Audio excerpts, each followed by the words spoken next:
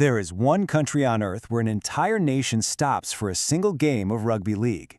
In 2026, that country gets to host the World Cup on its own soil. Welcome to Flop Files. This explainer takes you inside an obsession unlike absolutely anything else in world sports. We're looking at Papua New Guinea. This is an island nation that doesn't just, play rugby league, they literally live and breathe it on a fundamental level. So how exactly does a sport become a matter of life and death? Well, put yourself right in the dust and sweat of Papua New Guinea. This is a nation of 12 million people, and they boast incredible diversity. We're talking 840 distinct languages. But even with communities spread so far apart, sometimes living at a very basic subsistence level, they are all completely united by one single language, and that's rugby league. It is absolutely the lifeblood of the country. Section 1. A national religion. To understand this, we've got to go back to the years right after the Second World War. Australian expat workers, miners, farmers, and soldiers stationed out there first introduced the game. You had the New Guinea Rugby League forming in 1948, followed by the Papua Rugby League in 1949. But here's the crazy part. By the 1960s, the indigenous population had completely adopted and honestly transformed the game. It became the undisputed national sport. Fast forward to 1975, and their national team is playing its very first test match against England. And let me tell you, that national team holds an incredibly revered place in the country. They're known as the Kumuls, named after the bird of paradise, which is a national symbol of PNG. Representing them, that completely transcends mere sport. Visiting international players who travel to PNG are routinely blown away by the sheer, visceral fervor of these fans. When you put on that jersey, you are carrying the pride of 12 million people right on your shoulders. Section 2. The domestic backbone.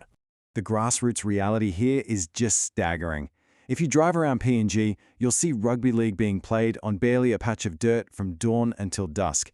In the capital, Port Moresby, the demand to play is so overwhelmingly high, and there are just so many teams clamoring to get on the pitch, that junior games are actually shortened to just 7 minutes each way, literally just to let everyone have a turn.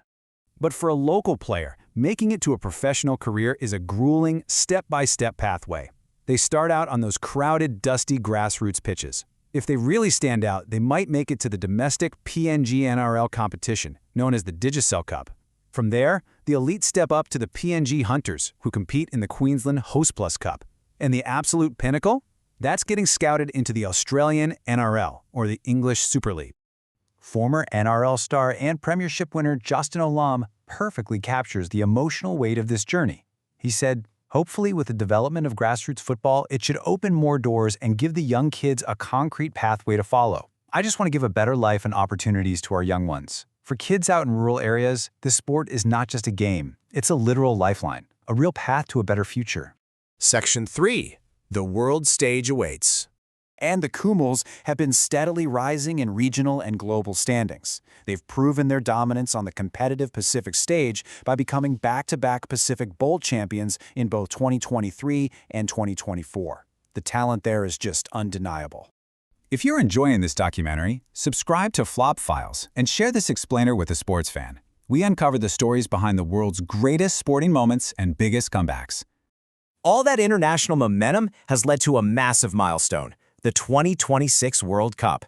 Papua New Guinea has officially qualified for the tournament, and incredibly, they'll be hosting matches on home soil. This is going to bring unprecedented international exposure directly to their local talent. Plus, the pride of bringing international teams to play right in front of their deeply passionate home crowds, that is immeasurable. Section 4. The $600 million franchise. Yes, you are reading that number correctly. $600 million. The Australian government is making a staggering investment over 10 years to back a brand new 19th franchise entering the Australian National Rugby League. This is, without a doubt, a game-changer of epic proportions for PNG. Now you might be wondering, why is this massive investment happening? Well, this isn't just about sports anymore. It's actually a high-stakes geopolitical chess match. Formalized in December 2024, this NRL deal is heavily tied to a bilateral security pact between Australia and PNG, which is specifically designed to curb Chinese influence in the Pacific region. The terms are incredibly strict. PNG is basically unable to sign security agreements with nations outside the Pacific family. And if Australia deems this pact breached, they have an escape clause where they can pull that $600 million in funding without cause, which would essentially force the NRL to remove the team. But barring any of those geopolitical hurdles, this historic dream is finally becoming a tangible reality. The new franchise will be known as the PNG Chiefs. They're slated to officially enter the NRL for the 2028 season. The team is going to play out of the 14,800-seat National Football Stadium in Port Moresby, and they'll be guided by a board chaired by Ray Dibb, alongside local legends like Marcus Bai. Section 5. The road ahead. Despite all this excitement, there is a pretty stark contrast right now between the elite ambitions of the PNG Chiefs and the harsh reality on the ground. For decades, PNG has really lacked structured junior pathways. As Justin Olam pointed out, talented kids currently have to rely heavily on pure luck just to get scouted. So bridging the gap between those dusty fields with 7-minute games and building a sustainable, globally competitive NRL franchise, that's going to require some massive structural reform. Which brings us to the immense work still needed. The challenges here are pretty huge. They need to build female pathways, expanding the current National Santos Cup to eventually form a women's team in the NRLW.